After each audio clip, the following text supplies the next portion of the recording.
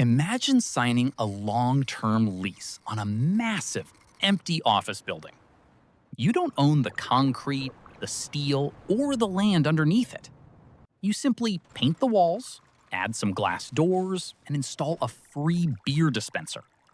Then, you chop that space up and rent it out to freelancers on short-term deals. In the traditional business world, this is a risky commercial real estate hustle. But what if you convinced the world that this wasn't real estate at all? What if you convinced them it was a revolutionary, world-changing technology company? You could inflate your valuation to an astronomical $47 billion. You could throw legendary, tequila-fueled parties on private jets.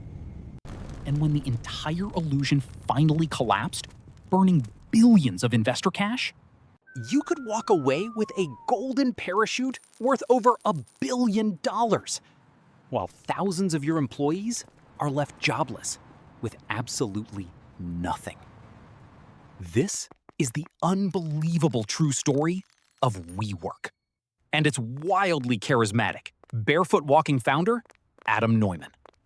A man who managed to sell Wall Street the most expensive air in history.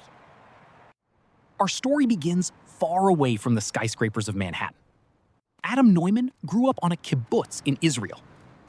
A kibbutz is a communal settlement where property and wealth are shared equally. Everyone works together, eats together, and lives as a tight-knit community. This deeply ingrained concept of community would later become his ultimate sales pitch. After serving in the military, Adam moved to New York City in 2001. He was incredibly ambitious, endlessly energetic, and desperate to become a millionaire. But his early entrepreneurial ideas were, frankly, terrible. He tried to launch a company selling women's shoes with collapsible heels.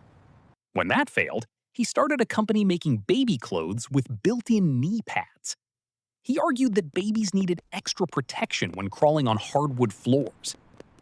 Unsurprisingly, the baby knee pad business was not a billion-dollar unicorn. But in the same office building, Adam met a brilliant architect named Miguel McKelvey. They noticed their building was partially empty, yet freelancers were constantly looking for space. In 2008, they pitched their landlord on a simple idea. Let us subdivide the empty floors. They called it Green Desk, an eco-friendly co-working space. The concept was an instant hit, and the space filled up almost immediately.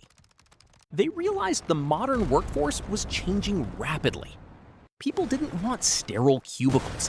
They wanted community, coffee, and cool design. In 2010, they sold their stake in Green Desk and launched a much bigger vision. They called it WeWork. The business model was straightforward. Sign 15-year leases on office buildings. Renovate them with a trendy millennial aesthetic. And rent out desks and glass-walled offices on flexible month-to-month contracts. You buy wholesale, you sell retail, and you pocket the difference. It is a traditional, capital-intensive real estate business. But Adam Neumann knew that Wall Street doesn't give billion-dollar valuations to landlords. Real estate companies are valued cautiously, based on concrete assets and actual revenue. Tech companies, however, are valued based on infinite growth and future potential. So Adam simply decided that WeWork was a tech company. He didn't pitch it as a mundane office rental service. He pitched it as a physical social network that would elevate the world's consciousness. He claimed WeWork used artificial intelligence to decide where to put coffee machines. It sounded absurd, but in the early 2010s, Silicon Valley was obsessed with disruption. Investors were desperately looking for the next Facebook or Amazon. And Adam Neumann possessed a reality distortion field rivaling Steve Jobs. He was a towering, charismatic figure with long hair who spoke like a Silicon Valley prophet.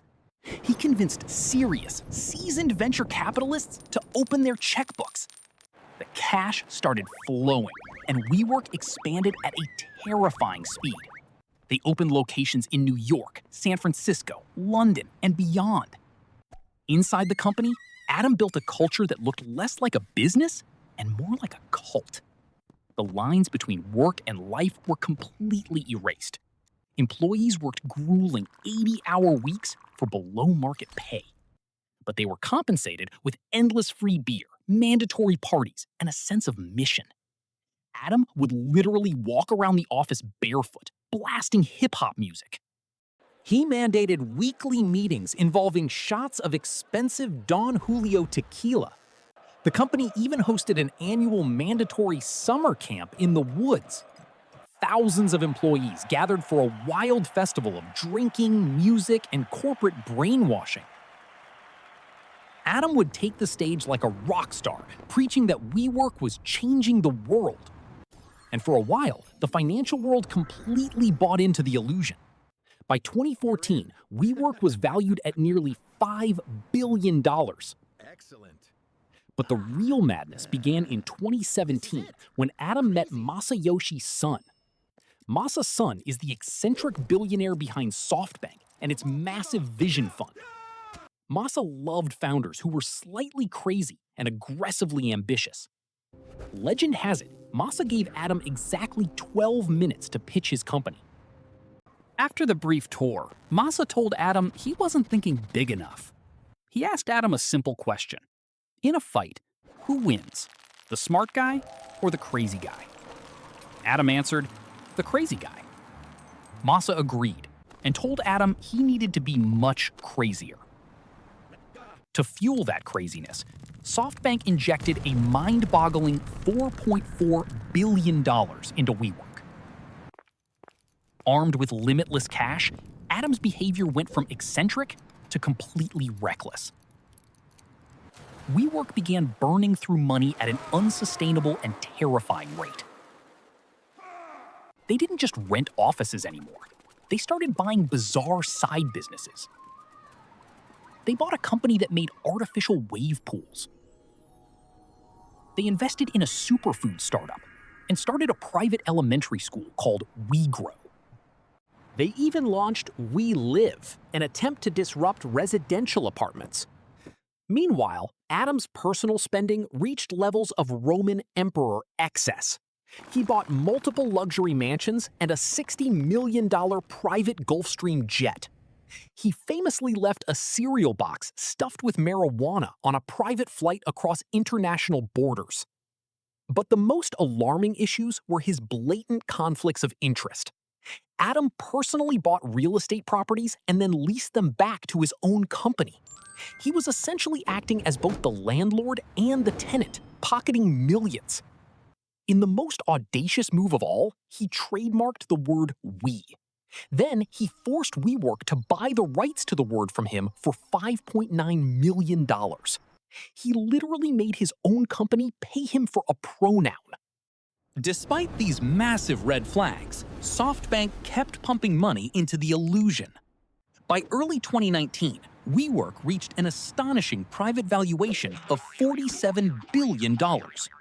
They were the most valuable startup in America, but they were losing over $2 billion a year. Adam declared it was time to take the company public with a massive IPO. To go public, a company must file a document called an S-1 with the SEC. This document forces a company to open its financial books to the entire world. In August 2019, WeWork published its S-1, and it was a complete disaster. Wall Street analysts and journalists finally saw the unvarnished truth. The document opened with a bizarre dedication to the energy of we. It mentioned Adam Neumann's name an incredible 169 times. But the financial numbers were absolutely horrific. The company was hemorrhaging cash with no clear path to profitability. To hide the losses, they invented a meaningless metric called community-adjusted EBITDA. It was basically a way of saying, if you ignore all our massive expenses, we're actually profitable. Wall Street investors are not easily fooled by Silicon Valley buzzwords. They took one look at the numbers and realized WeWork was a giant house of cards. They saw a real estate company desperately pretending to be a tech unicorn. And they saw a CEO with a terrifying amount of control and unchecked greed. The backlash was immediate and utterly brutal. Public investors completely rejected the $47 billion valuation. The estimated value plummeted to $20 billion, then $10 billion, and kept falling. Within just 6 weeks, the highly anticipated IPO was completely canceled. WeWork was suddenly running out of cash and facing total bankruptcy. The board of directors realized that Adam Neumann was the problem. The charismatic visionary had become a toxic liability. In September 2019, Adam was forced to step down as CEO of the company he founded. But this is where the story of WeWork becomes truly infuriating. Adam didn't walk away empty-handed or face serious consequences. To get him to leave quietly and relinquish his voting rights, SoftBank had to pay him. They offered him an unprecedented exit package initially worth $1.7 billion. He walked away with a massive fortune built entirely on a popped bubble. Meanwhile, the company was left in absolute financial ruins. Thousands of hardworking employees were unceremoniously fired. Their stock options, which they believed would make them rich, were completely worthless. The beer kegs were removed, the party stopped, and the harsh reality set in. SoftBank was forced to organize a massive bailout just to keep the lights on. They had invested over $18 billion into WeWork, most of which evaporated. Masayoshi Son later publicly admitted that his judgment was deeply flawed. WeWork eventually managed to go public years later through a SPAC merger. But its valuation was a mere fraction of its former $47 billion glory. In late 2023, the inevitable finally happened. WeWork officially filed for bankruptcy. Though it managed to restructure and emerge in 2024, the original grand dream was dead. The story of WeWork is the ultimate cautionary tale of the modern tech boom. It perfectly illustrates what happens when cheap money meets unchecked charisma. Adam Neumann wasn't a tech genius. He was an extraordinary salesman. He understood that investors didn't just want profits, they wanted to be part of a movement.